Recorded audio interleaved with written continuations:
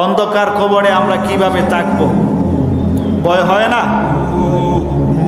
যে কোন কবরের কিনারে দাঁড়াইয়া, বাবার কবরের পাশে দাঁড়াইয়া, আত্মীয় স্বজনের কবরের পাশে দাঁড়াইয়া আমরা জিয়ারত করি, তখন ভিতরের মধ্যে ভয় আসে। কথা কোন ঠিক না? যখন কোনো মানুষ মারা যায় তখন আমরা জানাজার মধ্যে উপস্থিত হই। উপস্থিত হওয়ার সময় এই লাশের দিকে তাকাইলে আমাদের ভিতরে ভয় হয়, হয় কি না?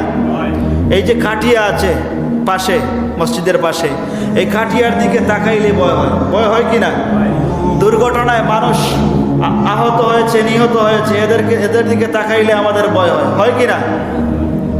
তো সর্বদাই মৃত্যুকে স্মরণ রাখতে হবে, কারণ এই দুনিয়ার মধ্যে আপনি আমি থাকবো না।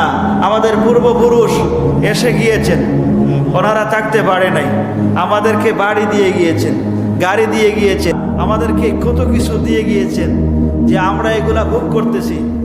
তারা চলে গিয়েছেন, আমরা ভোগ করতেছি। আমরা চলে যাব, আমাদের ছেলে সন্তান, নাতি নাতনা, তারা এগুলা ব্যবহার করবে। কথা ঠিক না? তো সর্বদাই আল্লাহ রাব্বুল আলামিনের আইন কানুন মেনে চলতে হবে।